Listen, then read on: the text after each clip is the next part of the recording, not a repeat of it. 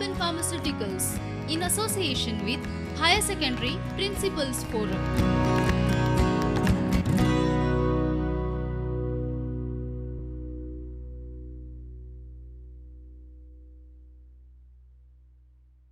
Hi everyone, myself Satish Naik. I am a chemistry teacher in Shiroda Higher Secondary School. Have experience of 25 years. Today's topic that I am going to deal with is D and F log elements. D and F log element is one of the most important topic in the chemistry and its industrial application point of view. Okay? Almost all the elements are coming under metals, coming under D and F log elements. Okay? Let us see this D and F log elements. Before that, we will see what is the periodic table. Periodic table is the most important concept in chemistry, both in practice and the principle. And many scientists tried to consider the periodic table. It took about 100 years to consider the periodic table. Among them, the two scientists, one is from Russia and another is from Germany, Mendeleev and Lothar Meyer, they succeeded in this mission. What they did is they arranged the elements in the increasing order of their atomic mass. They found similarity appeared in physical and chemical properties at a regular interval of the time. And Mendeleev published the properties of the elements are periodic functions of their atomic weight. But Luther did not do that job, so that credit went to Mendeleev. The credit went to Mendeleev. And after that, in 1912, mostly found that physical and chemical properties are not depending on atomic mass and it is depending on atomic number. This modern periodic table now depends on atomic number. Anyhow, the credit for the periodic table went to Mendeleev, and because of him, atomic number 101, that Mendeleev, it is named after Mendeleev. Okay. Let us see the periodic table and how D and F block elements taken the position in the modern periodic table. And Mendeleev periodic table helped in finding the new elements. Mendeleev kept some vacant space vacant, and he found it, and later scientists discovered that element. Let us see the modern periodic table. Now let us see today's topic, that is the D and F log element. Now D and F log elements are called as transition elements. This is the periodic table. This is the modern periodic table. We find here 18 groups. This is group number 1, this is group number 2, like this. This is the 18th group, you can count. These groups are vertical columns. And horizontal rows, see, this horizontal rows are called as periods. It has like 7 periods. Okay, and the first and second group are called as alkali metals and alkaline earth metals, and P block elements are called as non-metals. Between P and S, there is one more, about 10 groups we find D block elements. And below that, there is 2 series of the elements. They are called as inner transitional elements or F block elements. S block element is called as S block element because the valence electron occupies in the S subshell. Same is the case with P block element. In the P block element, what happens is the electron enters in the P shell, so it is called as P block element. And same is the case with D block element and F block element. In case of D block element, what happens is the electrons enter in the D subshell, so they are called D block elements, and then it is called as F block element. Let us see these elements, how it works. See, I have taken the D block elements only, that is the transitional elements. Here what happens is, see, this is called, this one, scandium. Scandium to zinc. This is called 3D series. This is called what? 3D series. This is called 3D series. 3D series starts from scandium, whose atomic number is 21, to zinc, whose atomic number is 30. Okay, after that, it comes to 4D series. In a 4D series, what happens is,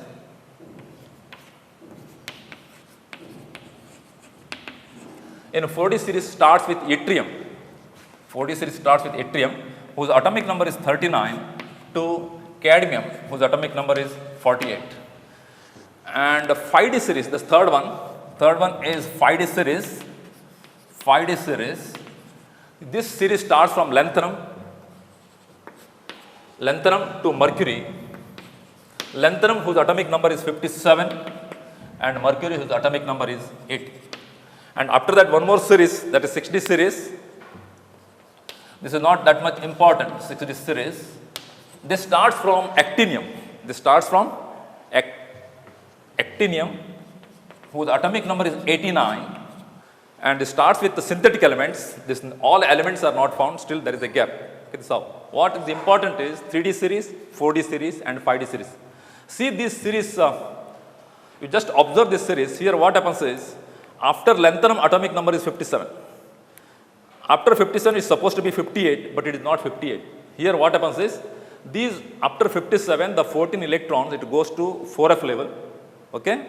And after that it comes to hafnium. And same is the case with actinium. After 89, it's supposed to be 90. 90 is not here. It is comes to F block element at the 5f. This is how the periodic table is made. Let us see next. See, all the D block elements are classed into 4 series, that is 3D series, 4D series and 5D series and 6D series. They are present in the middle of the periodic table, that is D block elements, and non-metals of the P block element are at the right. Next is the electronic configuration. Electronic configuration is a very important aspect in the chemistry. Electronic configuration of an element is characterized as an arrangement of the electrons in the orbital. In the orbitals, we know that there is S block, P block and D block and F. They are the 4 important nuclear orbitals, and these orbitals ought to be filled by the number of electrons and the energy level of the orbital. We can arrange the 4 orbitals by their energy level as S, P, D and F. We know that S block is very less energy compared to P, and P block is less energy compared to D, and D block is S energy compared to F. These subshells are having. And this is indicated by above principle. Above principle, what it says? Above principle says that electrons are filled in the atomic orbital in the increasing order of their energy. Same is filled here. Same principle is used here to fill the electronic configuration. Let us see the electronic configuration of D block elements and F block elements. The S orbital can get 2 electrons and PDF orbitals can get 6, 10 and 14 electrons separately. We have seen in the periodic table, what happens is S block element, there are only 2 groups. Only 2 groups because S can hold only 2 electrons. Same is the case with P block element. P block element is having 6 vertical columns or 6 groups. The reason is it can hold only 6 electrons, and same is the case with D block element. It can hold 10 because of that it is having 10 columns or 10 groups, and next is 14 electrons because F can hold 14 electrons. Let us see the general electronic configuration. General electronic configuration of 3D series is very simple. What it is? Electronic configuration.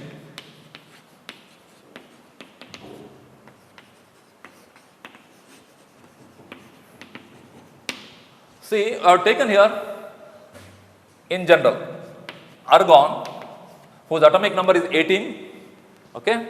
Then comes to 3D, which can fill from 1 to 10 electron, and then 4s, it can take 1 to 2 electron, okay? What I am saying is, see the case of scandium. Scandium atomic number is 21. Scandium atomic number is 21. Here what happens is, it shows argon 3D1 4s2. Then comes to titanium whose atomic number is 22, it's argon, same, 3D1 will become 3D2. In case of vanadium, 3D2 will become 3D3. And in case of chromium, you just see, chromium is supposed to be, whose atomic number is 24, is supposed to be argon, 3D, 4 and 4s2. Okay, this is supposed to get this type of electronic configuration, but it is not like this. What happens is, this 3D4 will become 3D5. It will take 1 electron from S and it will become 4s1. The reason we know that D can hold at the maximum 10 electrons. All the elements usually they wants to have stable electronic configuration. D10 is the stable electronic configuration. Next stability it gets by half of 10, that is means 5. So the elements wants to have stable electronic configuration, that means it wants to have D5. So what happens? The 3d4 will take one electron from this. 3d4 will take one electron from the S and it will become 3d5. So, it is showed in the red color. Chromium it shows Ar 3d5 4s1. And next manganese. In case of manganese, what happens? The S will fill.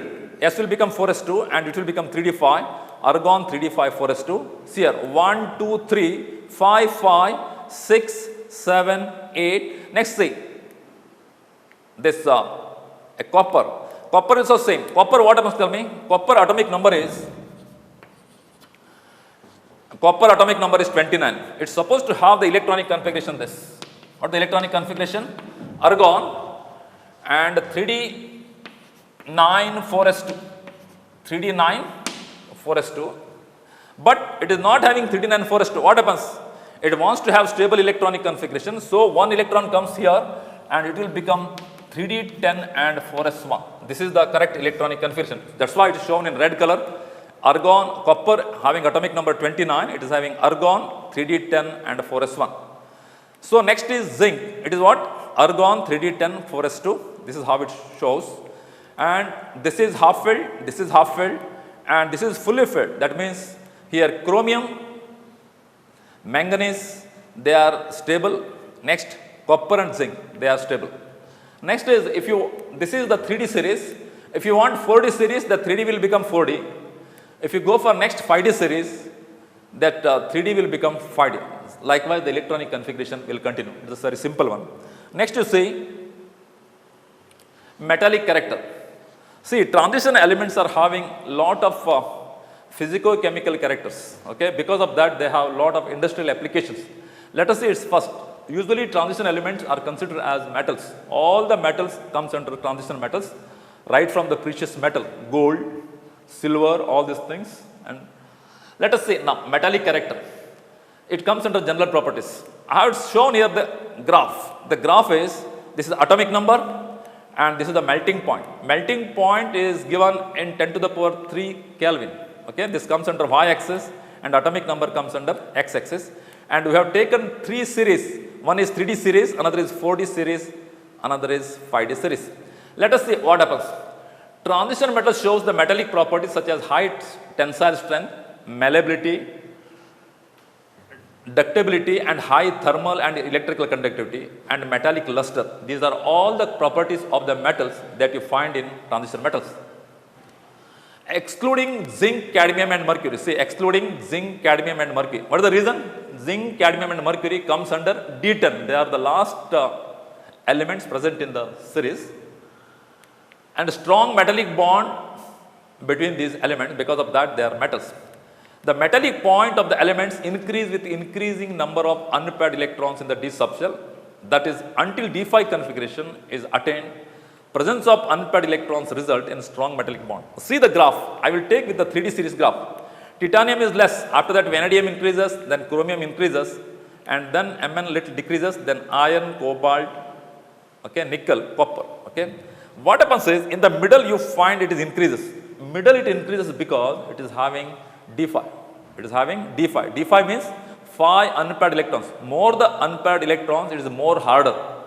And less the unpaired electron, it is less harder. That's the reason initial elements are very soft. Their melting point is less because they have less number of unpaired electrons. And if you go last, there also it is, say, gold, silver and copper. They are also not that much hard because they are having less or no unpaired electrons. That is the reason they show the metallic character. And next is zirconium and hafnium. They all are saying the same path. For example, titanium, zirconium, hafnium. 3D series is less and 4D series is more and 5D series is little higher. What is the reason? The reason is, see, this is the addition of new shell. Titanium is having 3 shells and 4D is having 1 more shell and then hafnium. See here, wolfram, see, hafnium, tantalum, wolfram, W, MO, molybdenum and Cr, they are very, very hard. Why they are very hard? They are hard because they have more number of unpaired electrons. The electrons are unpaired, they are single. When the electrons are single, they are very hard. Let us see the next property, enthalpy of atomization. What is that? Enthalpy of atomization. See the graph. here atomic number, and here what it is, enthalpy of atomization, okay, kilojoules per mole, it is in the y axis. Okay. Let us see what is enthalpy of atomization. Enthalpy of atomization is when a compound you want to make it atom individually, independent atoms, you need to break the bonds. You need to break the bond. The energy required to break the bond to make it atom from the compound is called atomization. The energy required for the atomization is called what? Enthalpy of atomization. Transition metals have high enthalpy of atomization. What is the reason? They are very hard. When the compound is very hard, automatically what happens? Enthalpy of atomization also increases. The maximum value lies in the metal with d5 electrons. It is correct. It is d5 electron. D5 electron lies in the center. When it is having less, when it is having more number of unpaired electrons, automatically it is hard, and enthalpy of atomization also very high.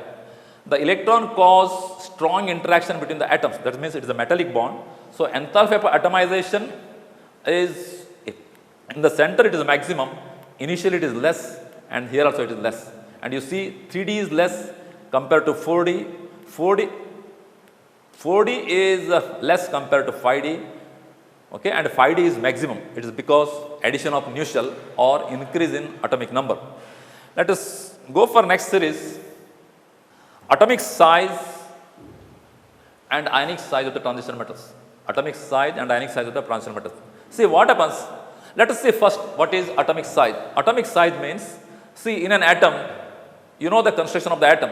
In the center there is nucleus and surrounded by the electrons. See, the distance between the nucleus and the outermost electron is called atomic radii. Let us see this. It's very interesting. Atomic size. See, this is the green color. It is 3D series. And this is blue. It is 4D. And red in color is what? 5D series. You can make out from this. What happens? See, as you go from scandium, then titanium, vanadium, chromium, manganese, iron, cobalt, nickel, copper and zinc, the atomic size decreases. The atomic size decreases. And others also following the same trend. What about this? This 4D and 5D. There also you find the atomic size decreases. The reason is very simple. What happens? See, usually what happens? Take the scandium and take the zinc. Scandium atomic number is 21, zinc is 30. In case of scandium, what happens? There is an attraction between the nucleus and electron. In case of scandium, how many electrons?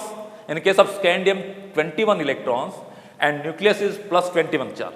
There is a charge of plus 21 in the nucleus, and electron is 21. So the attraction between scandium is less compared to zinc, because in case of zinc, what happens? Attraction between the 30 electrons and the nucleus. Nucleus is plus 30, the electron is covered in minus 30, so the size decreases. When the attraction increases between the nucleus and the electron, what happens is the size decreases, and the attraction increases, size decreases. See, the atomic and ionic size decreases due to the increase in nuclear force of attraction and imperfect shielding of outer electrons by d electrons, that is n-1 d shell. Okay, it is imperfect shielding. The size of 4D elements are larger than corresponding 3D due to addition of new shells. Okay, 4D is having extra shell and 5D is having one more extra shell. That is the reason. In case of see here 4D and 5D, what happens is this keep on decreasing, and one moment of time when it is nearing to palladium, silver and cadmium, platinum, gold and mercury, it is almost all near, or you can say they are approximately same. The reason is nothing but Lanthanides contraction. Lanthanides contraction makes it what? It is similar. It is similar in size. We will go for next. Ionization enthalpy. Ionization enthalpy is nothing but ionization energy. Ionization enthalpy means the energy required to remove the outermost electron. The energy required to remove the outermost electron is called ionization enthalpy. In case of ionization enthalpy, what happens is, see, if you want to remove the outermost electron, it requires less energy because it is far away from the nucleus. If you want to remove the second electron, see, first I removed first electron. If you want to remove the second electron is very near to the nucleus. So it requires more energy compared to first electron. The energy required to remove the outermost electron is called first ionization energy, and the energy required to remove the second electron is called second ionization energy. Likewise, third ionization energy, fourth ionization energy. So, when the electron is near to the nucleus, it requires more energy because the attraction is more. Let us see here. Ionization enthalpy increases gradually from left to right. Why? See, ionization energy and atomic radii, they are inversely proportional. If the size is more, ionization energy is less. If size is less, ionization energy is more. Ionization enthalpy increases gradually from left to right and atomic radii decreases gradually from left to right. It increases along any transition metals in the series, and this is due to the addition of new electrons in the d orbitals, which increases the screening effect. Okay? The screening effect of d electron is not very effective. It is fused. Let us see some example. See the example of chromium. In case of chromium, what happens is, chromium shows low ionization enthalpy because of the removal of one electron. Okay? If you remove one electron, it becomes Cr plus. The loss of one electron shows Cr plus, and 3d4, it gives stable configuration. I told you, no, D is very stable in D5 state and D10 state. And chromium shows low ionization enthalpy because it gets stable electronic configuration. So, it shows in Cr plus 1, it's a low ionization enthalpy. See the second case, zinc, cadmium and mercury, they have high ionization energy. They have show high ionization energy. The reason is, zinc, cadmium and mercury, they have the stable electronic configuration. And if you remove the 4s2, zinc, cadmium, mercury, they have, if you remove 4s2 electron, in case of 3d it is 4s2, in case of 4d it is 5s2, in case of 5d it is 6s2, if you remove that electron, it will become a d4, that means it gets extra stability, so this is also having high ionization energy. The next is see, Mn. Mn plus 3 state has high ionization enthalpy because the electron removed is from the 3d5 structure. Next is interesting, you just see, in case of iron you find in plus 2 state and plus 3 state. In case of plus 2 state, what happens? It is ferrous. In case of plus 3 state, it is ferric. Ferric has high ionization enthalpy. What is the reason? In case of ferric, you have to remove 3 electrons. In case of this, you have to remove 3 electrons. So, automatically it has high ionization enthalpy. That you should remember. Go for next, oxidation state. What is that? Oxidation state. We know what is oxidation state is. See, in the periodic table, oxidation state also one of the information that we are getting from the periodic table. We know that in the periodic table, S block elements are highly electropositive. What do you mean by electropositive? Electropositive means they are ready to lose the electron. When an element is ready to lose the electron, it is called electropositive. When an element wants electron, it is called electronegative. Why they want electron and why they don't want the electron? They want electron and they don't want the electron to get the stable electronic configuration. Let us say this. Oxidation state, whenever the transition metals form the compound, the electron present in a 4s orbital as well as 3d orbitals participate in the bond formation. Say they are having valence electron in a d as well as s. The outermost electrons or valence electrons take part in the bond formation. So, they make. The oxidation state of the transition metals are listed below. Say scandium, titanium, vanadium, chromium, manganese, iron, cobalt, nickel, copper and zinc. Here what happens is, scandium, titanium, they won't show plus 2 oxidation state. And from vanadium, chromium, manganese, iron, cobalt, nickel, copper and zinc, okay, they show plus 2 oxidation state because they are losing electron from 4s.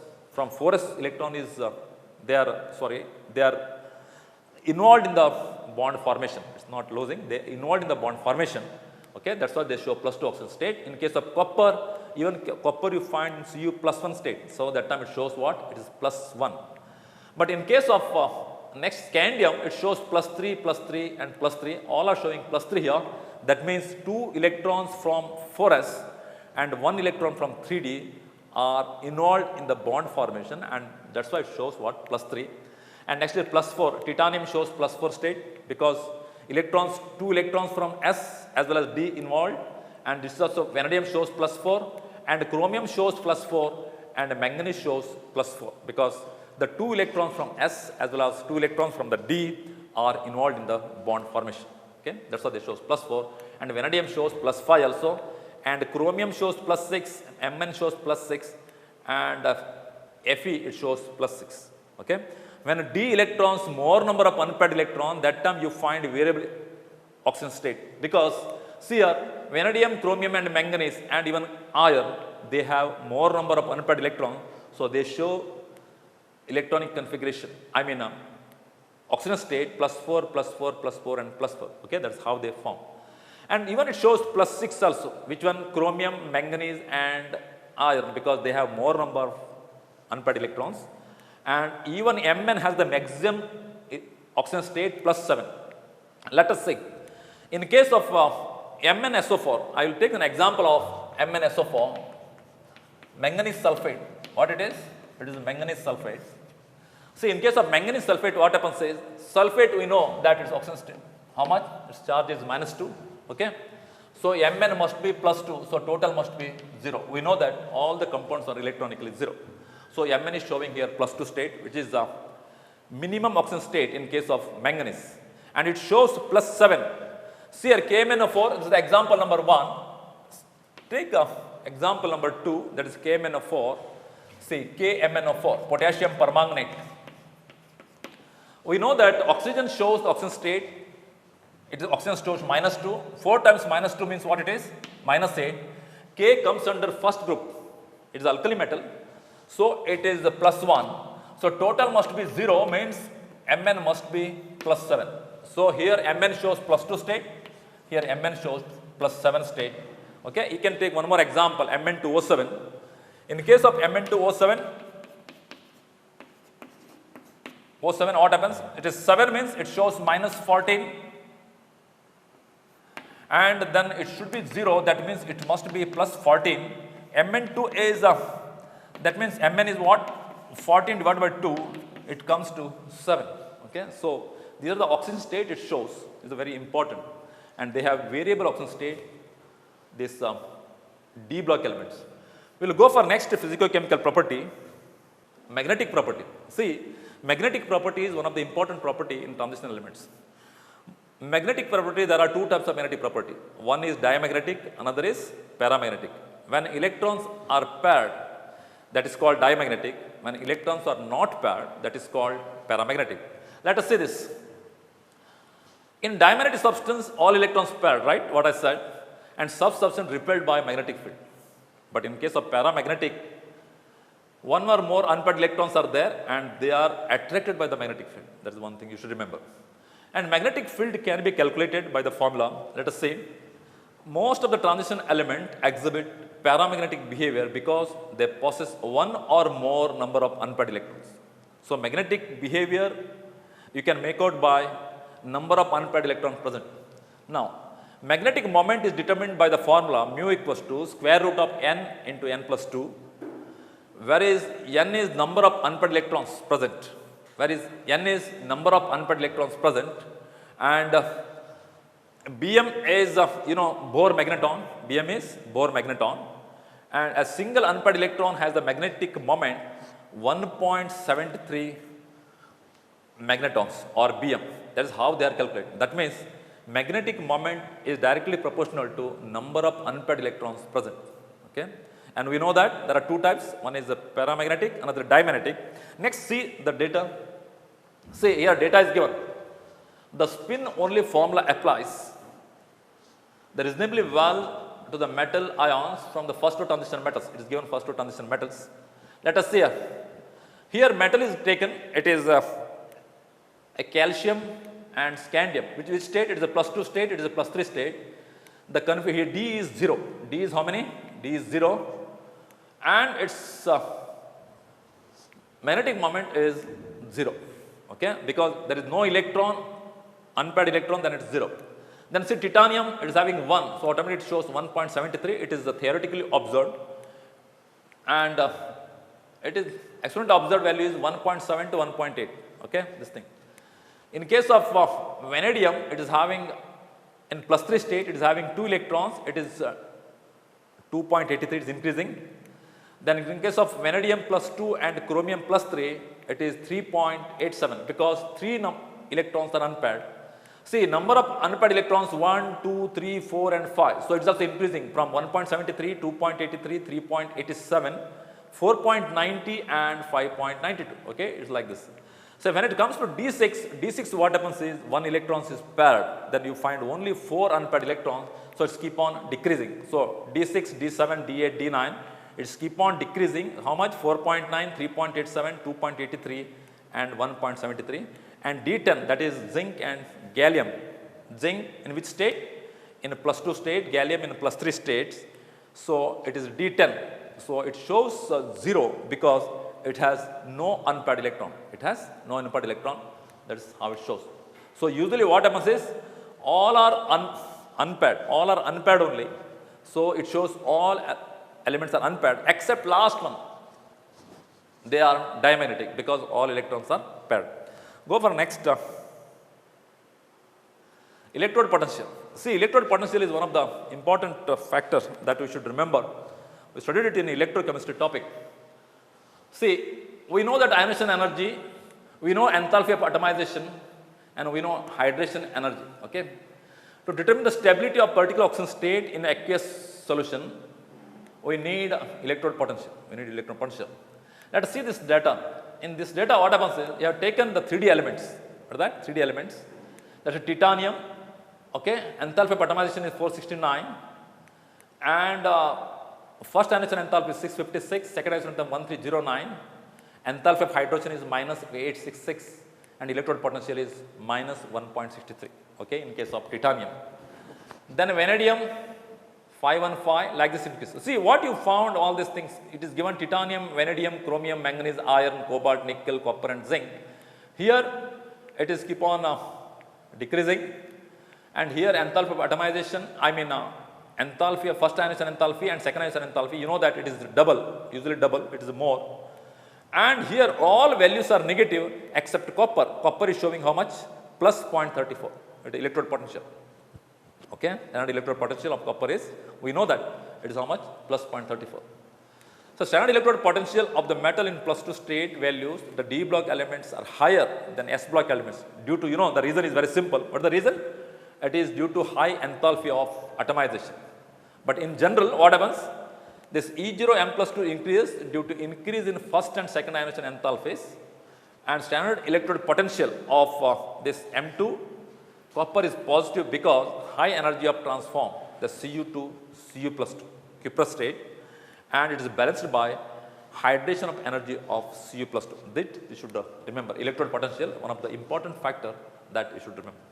Next is color of transition metals. What is that? Color of transition metals. See, transition metals are known for its color in a solid state as well as molten state or in a aqueous form. Let us see how they are. See, we are given here 3D some examples.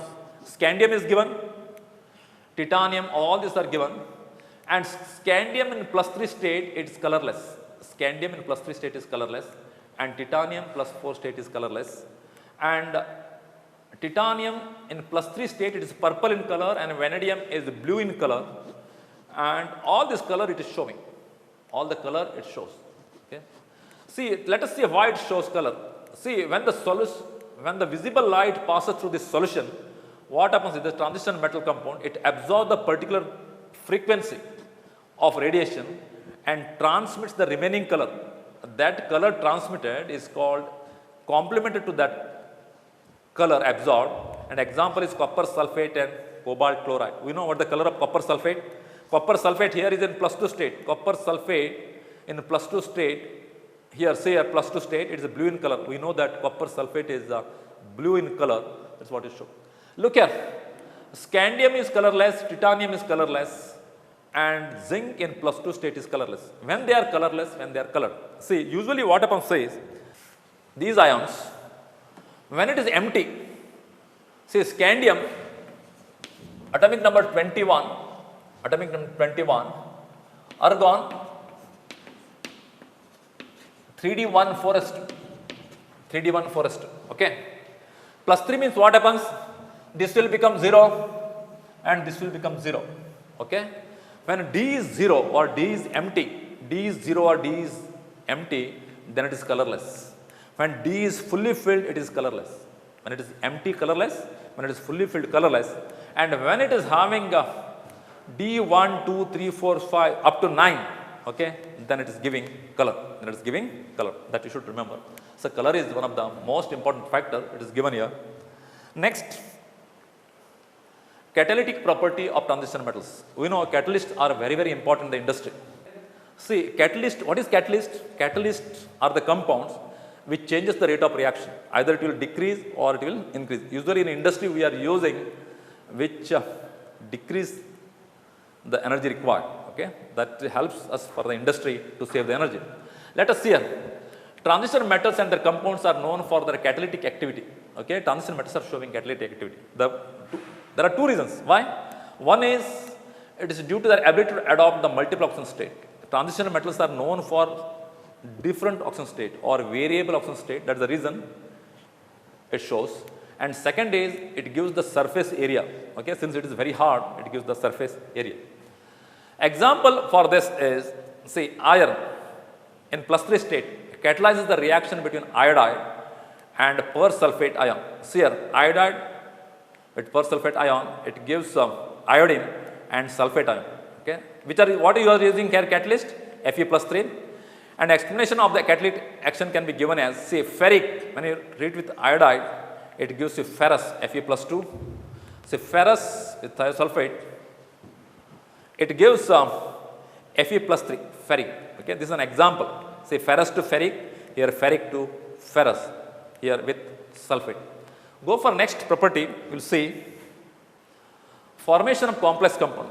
See, complex compounds are the compounds we study in coordination chemistry.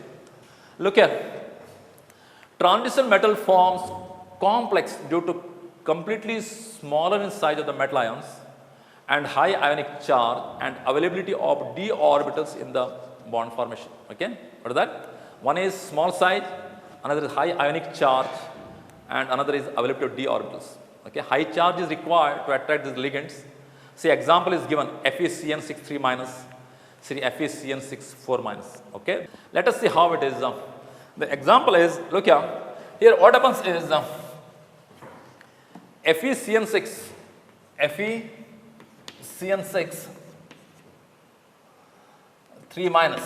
Here, what happens is, we know that its charge is cyanide is charge is -1. 6 cyanide means what is the charge? -6. The total charge is -3, so Fe must be in a +3 state. That's what it is a ferric. Okay. In case of FeCN6, this is the first example I have taken. Go for second example. In second example, what happens? FeCN6 here. Sorry, this is I have not shown this. FeCN6 4-. You know that this charge is -6. Total is -4, then it must be +2. So this is in ferrous state. Okay, this is +3 and +3.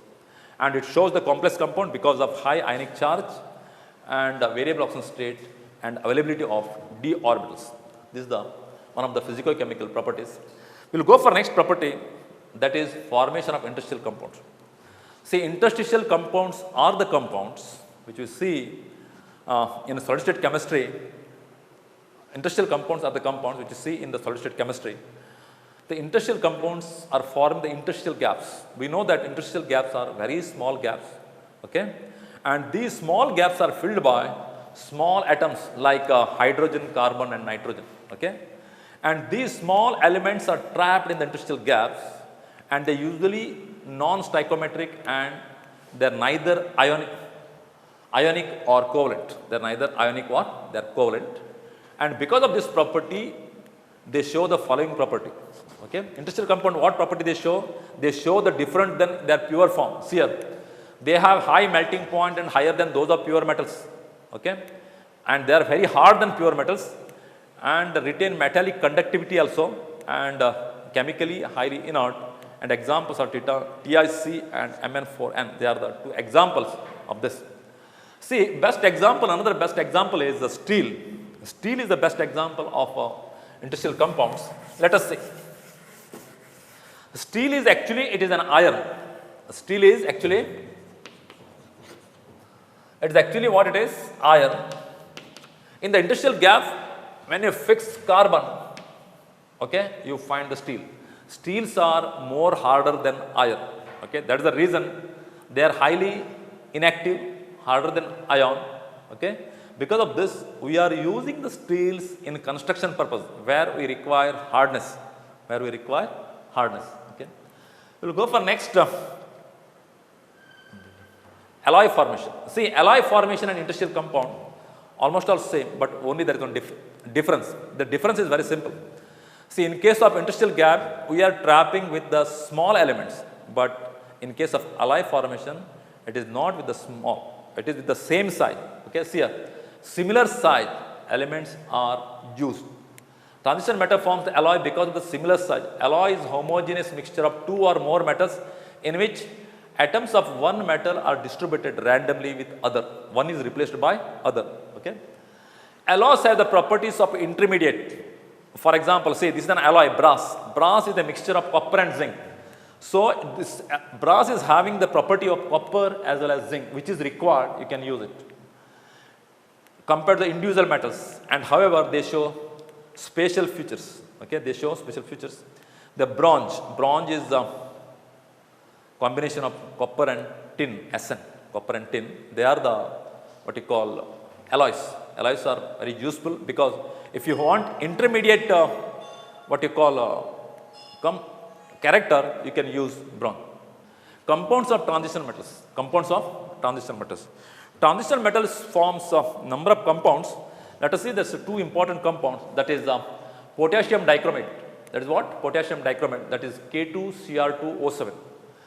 Here the preparation of K2Cr2O7 or potassium dichromate, we will get it from a chromate ore, FeCr2O4, chromate ore we use. Okay? It is having three steps. Let us see the step one by one. In the first step, what happens is the conversion of chromate ore to sodium chromate. See here, the chromate ore FeCr2O4, when you treat with an alkali or sodium hydroxide and if used with the air, okay, you will get sodium chromate, okay, Na2CrO4 and Fe2O3 and 8H2O. Okay, this is the reaction. See, say sodium chromate, even you can use this. What is that? Sodium hydroxide alkali, or you can use the sodium carbonate also. You can use what? Sodium carbonate. See, FeCr2O4 plus sodium carbonate plus this oxygen is fused, you will get sodium chromate and Fe2O3, and in here you will get water, you will get carbon dioxide. Okay. Now what you have to do is, your job is you want sodium chromate only and you don't want these two things. So you have to extract it. The sodium chromate is extracted with water and ferric oxide is left behind. Ferric oxide is left behind like this. This is the first step. Let us go for the second step. In second step, what happens is this conversion of sodium chromate to sodium dichromate. Sodium dichromate. Here what happens?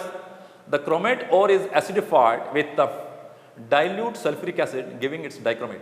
See here, Na2CrO4 with H2SO4. Okay. It gives you sodium dichromate and sodium sulfate and water. Here what happens is, on concentration, the less soluble sodium crystallizes. So the sulfate, sodium sulfate crystallizes and is filtered out, and the resulting solution contains sodium dichromate. Okay, so. And last what we want is K2Cr2O7, that is conversion of sodium dichromate to potassium dichromate. Look here what happens is, hot concentrated solution of sodium chromate Na2Cr2O7, when you treat with KCl, it forms K2Cr2O7, potassium dichromate plus salt. This is how we will get this potassium dichromate. We will go for next. See, potassium dichromate, when you treat with the KOH, you will get K2CrO4, okay, and H2O, water. And this K2CrO4, again when you treat with an acid, here you treat with the base, you will get K2Cr2O7, potassium dichromate and sulfate plus water. Okay. Or you can, the above reaction even can be written like this. See, CrO4 2 minus ion plus H ion gives Cr2O7 minus 2 and H2O. Okay. You find here the structure of chromate ion and dichromate ion, both have tetrahedral structure. See here what happens is this CrO4, this tetrahedral structure, these two tetrahedral structures, they are connected by CrOCr. They are connected by CrOCr, and both the charge is minus 2. Okay. Next we will go for oxidizing properties. Next we will go for oxidizing properties. See, Potassium dichromate is a powerful oxidizing agent that we know. The reason is it gives the nascent oxygen. It gives nascent oxygen which is required for the oxidation. Okay. Let us say potassium dichromate in acidic medium, it gives K2SO4, Cr2SO4 thrice, water and this nascent oxygen, Cr, this one. And potassium dichromate, this ion, Cr2O7 ion with H plus, okay, and 6 electrons are here, it gives Cr plus 3 ion and 7 water, okay, and it gives you hot water. Now, potassium dichromate is one of the most important chemical, and it is used as a volumetric reagent in the laboratory for the estimation of ferrous ion and iodide ions, etc. Is one of the, it can be used as a laboratory reagent, and in organic chemistry it is one of the best oxidizing agent. Which one? Potassium dichromate. I told you that it gives the nascent oxygen. And next is the preparation of potassium permanganate. We are very much familiar with the potassium permanganate, KMnO4. Look here, KMnO4 is prepared from the mineral pyrolusite, that is manganese dioxide, MnO2. And see here, MnO2 when you treat with the KOH, potassium hydroxide, and you oxidize, you will get K2MnO4 permanganate and water. And what? Water. Next, oxidation of potassium manganate to potassium permanganate is very important. Look here, here's the fused mass is extracted with water and solution gets MnO4 2 minus, and the solution is treated with either chlorine or O3 or carbon dioxide to oxidize K2MnO4, okay, to KMnO4, okay, K2MnO4 to KMnO4. Look here, see here, K2MnO4 you treated with Cl2, you got KMnO4 and 2 KCl. Here also use the same, but you have not used Cl2, you used here O3 and water. What you got? 2 KMnO4, 2 times KOH plus water. And next, same you used with carbon dioxide, you got potassium carbonate, MnO2 and KMnO4. In all three cases, you got KMnO4, here also KMnO4. Reactant also same, only that this thing you used is different. Here you use Cl2, here O3 and here carbon dioxide. Or you can do in a electrolytic method. Even you can use what electrolytic method also. In electrolytic method, what happens? MnO2 can be oxidized to MnO4 electrochemically at anode. See here K2MnO4, it will oxidize, it will split into 2 times K plus and MnO4 2 minus. Okay. And see here at anode what happens? Just MnO4 2 minus gives MnO4 plus E, and at cathode it is 2H plus electron plus 2H. 2H is nothing but what? It is H2. Okay. Next, see the physical properties of KMnO4. I think we are familiar with the KMnO4. KMnO4 you are using for titrations, in volumetric titrations in the laboratory. It is dark colored, okay, violet crystalline solid. Its melting point is 523 Kelvin, and it's fairly soluble in water, giving purple solution. Giving what? Purple solution. It has two physical properties. One is the manganate and permanganate ions are tetrahedral, and the green manganate is a paramagnetic one paired electron, but the permanganate is a diamagnetic. The structure is given. See here, tetrahedral manganate ion, it is green in color, and here it is a tetrahedral permanganate, which is purple in color. Okay, that you should remember. Next, we will see some chemical properties. First is one acidic condition. First is what? In acidic condition or in acid solution. See, first one is iodine is liberated. Iodine is liberated from potassium iodide. Okay, potassium iodide. Here used is iodide solution. Iodide MnO4 in acidic condition 16H. It gives you Mn plus 2 water, and iodine is liberated here. This is the one thing. And this second one, ferrous to ferric. Ferrous is green in color and ferric is yellow in color. And Fe plus 2 MnO4 in acidic condition 8H plus, it gives you Mn plus 2 water and 5 times ferric, that is Fe plus 3. And see third one, in oxalate ion or oxalic acid is oxidized to 333 Kelvin. See this temperature is maintained. See oxalate C2O4 2 minus, MnO4, here also you have to use acids. It gives Mn plus 2, 8H2O plus 10 times carbon dioxide. Okay. Next, see hydrogen sulfide is oxidized to sulfur being precipitated. See H2S, it gives 2H plus and sulfide S minus 2. See this S minus 2 when you treat with MnO4 in acidic condition, see this is important. It gives you what? Mn plus 2, 8H2O plus 5 times sulfur. Okay. The next is sulfurous acid or sulfide is oxidized to sulfate or sulfuric acid. Here also see sulfurous acid, MnO4, 6H. It gives you Mn plus 2, H2O plus 5 times sulfate. Okay. Another is nitrite to nitrate. It can be used here. It's very simple. Here what happens is NO2 plus MnO4 plus 6H plus acidic condition. It gives you what? Mn plus 2 NO3 plus 3 times H2O. These are all in which condition? All are in acidic condition. Next see this is a alkaline condition or fairly alkaline, not complete alkaline, or you can say in the neutral or fairly alkaline solution. See here, a notable reaction is oxidation of iodide to iodide. See iodide to iodide. See what you have to use is MnO4 and water. It gives you MnO2, OH and IO3 is iodide. And next is thiosulfate H2O3 oxidized to almost quantity to sulfate.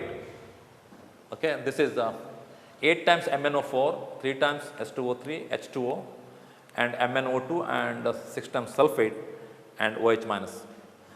And manganese salt is oxidized to MnO2 in the presence of zinc sulfate or zinc oxide catalyzes the oxidation. Next see MnO4 3 times Mn plus 2 water, it gives you MnO2 and 4H plus. Okay, these are not in acidic condition. They are what condition? They are either in neutral or fairly what? Alkaline condition. Fairly alkaline condition. We have studied D block elements. They are called transition elements. Next study the two series which is below the periodic table, that is 4F. Okay, 4F, that is called lanthanides. Lanthanides are called as lanthanides because they are the elements after lanthanum. They are the elements after lanthanum. Here lanthanum is not D block element. Lanthanum is F block element. It is the D block element, and other elements are lanthanides. Look here. In this case, what happens is lanthanides. It starts with cerium, praseodymium, neodymium, promethium, samarium, europium, gadolinium, terbium, dysprosium, all these things. Let us see its electronic configuration. In case of here, you see that successive filling of 4F. Successive filling of what? 4F. Here you see 4F is keep on filling. 4F1, 4F3, 4F4, 5, 6, 7, 7, 9, 10 up to 14. It's very interesting. What you do is, see F, this subshell maximum capacity it can hold is what? F as maximum capacity is 14 electrons. So when it is filled with 14 electrons, it is highly stable. When it is having 7 electrons, so it is stable because it is half filled. Look here, in this case, it is 4F7, 5D1, 6S2. That is the gadolinium. 4F7, 5D1, 6S2. Okay. And actually it is 4F8, 6S2, but it is not made 4F8. It is 4F7, 5D6S2. And europium is 4F7, 6S2. It is given here. 4F7, 6S2. And in case of lutetium, it is 4F1, 5D1, 6S2. You can use here one formula. Look here. In case of lanthanides, what you can do is, you use this formula. The formula is like this. Xc, 4F, 5D and 6S2. Okay, this. We used here xenon. We used here what? Xenon. Xenon, we know, it is having how many? Or the atomic number? 54. Okay. And this is having 2 electrons. 54 plus 2, how much? It is having 56 electrons. Okay, it's 56 electrons. Suppose you are given one element. Say you are given terbium. What you are given? You are given terbium. Terbium is atomic number. Terbium atomic number is 65. Terbium atomic number is how much? 65. What you do is 65 minus 56. 65 minus 56, how much it is? 9. Okay. If it is 9, what you do? 4F9, 5D0. 4F9, 5D0. Like this you can do. Suppose if you 10, what you can do? 10 is there, 10 and 0. If it is 11, 11 and 0, only thing you have to take care, suppose the difference between this comes to 8, here this difference comes to 8, if you minus it 56 and the difference comes to 8, that time you make it as 7 and 1. If it is only 7, you make it 7 and 0. If the difference is 15, what you do? You can make it like this, it is 14 and 1. Okay? This carry is to be taken and they are more stable electronic configuration. But in the examination, what they do is they will ask the electronic configuration. They will ask the electronic configuration ion. See here ask the ion Ln plus 3. This is the Ln plus 2, this is Ln plus 3, Ln plus 4. Sorry, Ln, this is a lanthanides. Lanthanide in plus 2 state, lanthanide in plus 3 state. Here what happens is, say in plus 2 state you have to remove the 2 electrons. If you want to remove the 2 electron, you remove from S. Okay, if you want to remove 3 electron, remove 2 from S and remove 1 from F. Sorry, D. If it is 4, remove 4. What you do? Remove 2 from S and other from F. Okay, like this you can remove and you can do this. Okay, so next we will see atomic radii, and I want to see this ionic radii. See, ionic radii, you see it's keep on decreasing. Ionic radii, what happens? It's keep on decreasing even as an ion in even in ionic stage as well as in the ground state. Okay, let us see this.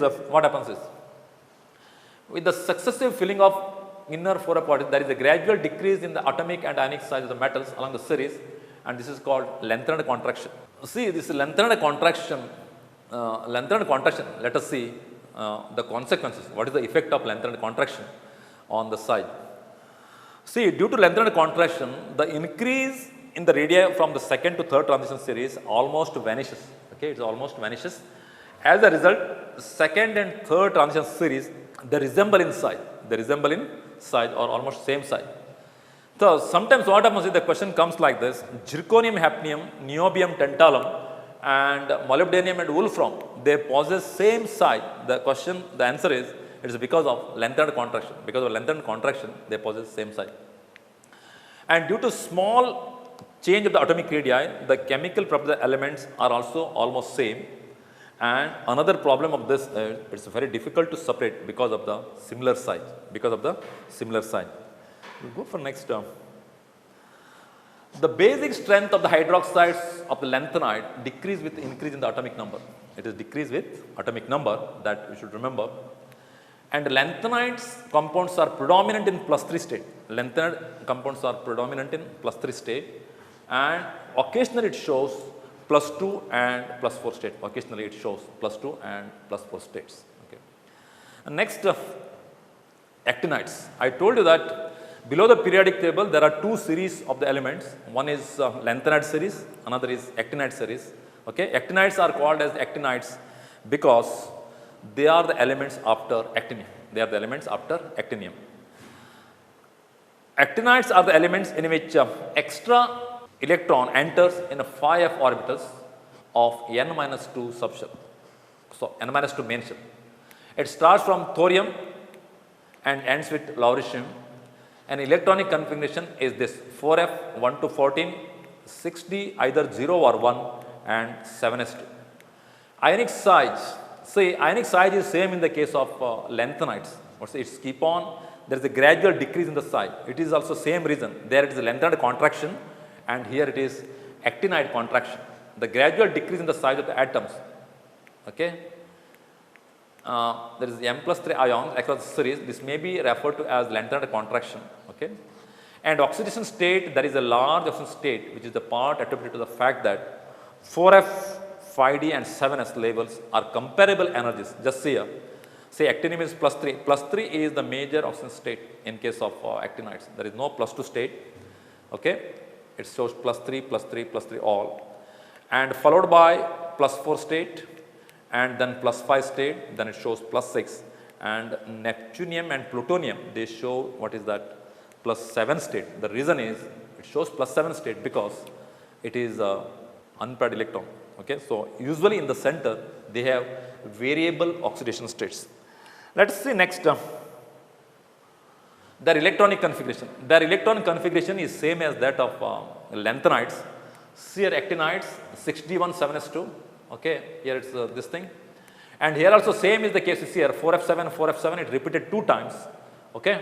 It's 7s2. Here 6d1 comes in the picture because to make 4f7 half filled or 7. And next is the 14 14, it comes 2 times because here D comes in the picture. Why D comes in the picture? The reason is to make F14. Okay. So D, the role of D here is to make F14. Okay. This is from thorium to Lawrencium. And see, this is the element 101 Mendeleevium. Okay. Mendeleevium is given the name of Mendeleev, who did the periodic table with respect to atomic mass. See, in case of M plus 3, you see, if you want M plus 3, see here, this is an example. This is the protoactinium in plus 3, the 3 electrons have gone. That means S2 will become 0 and D will become 0 and you will get phi 2. That means S and D are 0. Okay. Electron goes first from S, then from D. Okay. This is how you have to. And in case of radii, okay, radium, it is a picometer, okay, in which state? It is the plus 4 state, plus 3 state and plus 4 state. Here what happens is, look here, that atomic radii, either it may be a ground state or in the ionic state, it's keep on decreasing. It's keep on decreasing. The reason, you know, the attraction is more. The reason is the attraction is more. Okay. Next, next see that application of D and F block elements. See, D and F block elements are the compounds used most important construction material, example iron and steel. Okay, they are the construction material, they are the transition metals. And compounds are used for in the pigment industry, for example, titanium oxide and MnO2, titanium oxide and NO2. They are used in the battery, okay, zinc and nickel and cadmium, they are used in the battery, okay. And many transition elements and their compounds are used as essential catalyst. Example is the vanadium pentoxide V2O5 and titanium tetrachloride. This is also one of the best catalysts that is used. Iron is the catalyst in the production of ammonia in Haber process. Okay, in Haber process, iron is used as a catalyst. It is one of the best catalysts used. And next, in the photographic industry, relies a special light and sensitive property of silver bromide. Okay, this is where you can use D and F block element in the industry. So it's very, very important. Okay. Okay, thank you. Prudent Scholars, powered by Lupin Pharmaceuticals.